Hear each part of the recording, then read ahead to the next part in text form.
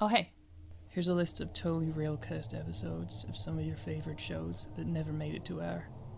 Watch at your own risk. Number 5,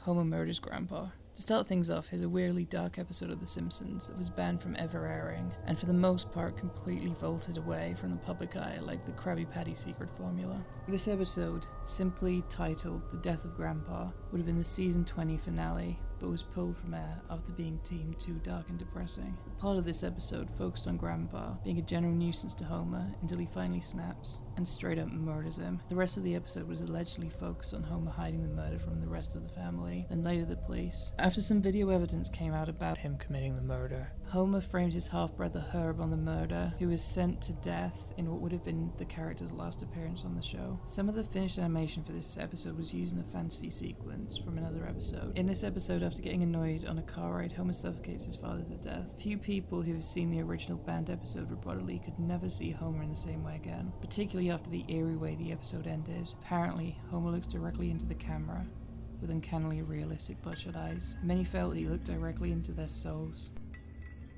Number 4. Rick is very depressed. This was a bottle episode from season 2 of Rick and Morty that never made it to air. The entire episode was focused on Rick at home alone after the rest of his family got out for milkshakes. The episode started with Rick waking up to an empty house and a note informing him that the rest of his family had gone out for milkshakes and left him behind. The rest of the episode focused on a depressive Rick going about the house trying to occupy himself. There is no dialogue the entire episode. We just focus on Rick sitting on the couch, drinking and taking pills until he passes out. At one point, Rick stares into the void for an uncomfortable amount of time, with bloodshot, eerily realistic eyes. The staff of Rick and Morty said after just reading the script for this episode, they felt depressed themselves, some even admitting to seeking therapy after how it made them feel. Number 3.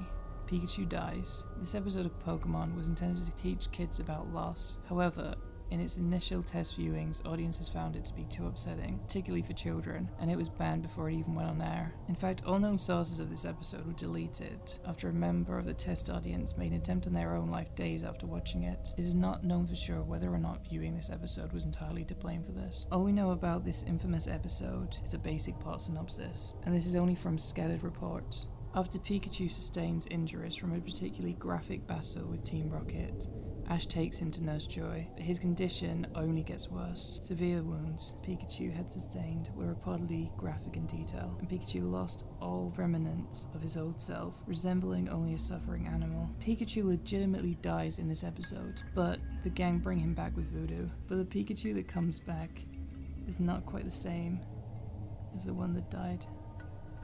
Though similar, Pikachu's eyes were now white, eerily realistic and bloodshot, with small, staring pupils. Pikachu was also unresponsive, and when Ash attempted to put him back in his Pokeball, he bit him.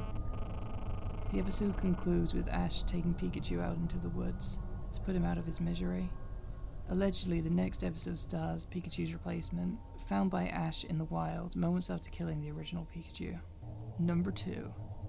Fluttershy attempts suicide. This episode of My Little Pony Friendship is Magic dealt with a very serious issue. This episode would have started with a montage of Rainbow Dash having the best day ever. She would then go to visit her friend Fluttershy, but when knocking at the door, there would be no answer. Looking through Fluttershy's window, Rainbow Dash would find her unconscious, with an empty pill bottle beside her. Rainbow Dash would resuscitate the unconscious Fluttershy, who opens one bloodshot and eerily realistic eye in response. The rest of the episode would have focused on Rainbow Dash tending to Fluttershy, though the reason for her suicide attempt would never be addressed by the show. This episode was deemed a slightly too inappropriate subject matter for children, and was pulled before it could be broadcast. Although one copy of this episode allegedly still exists, whose whereabouts are unknown.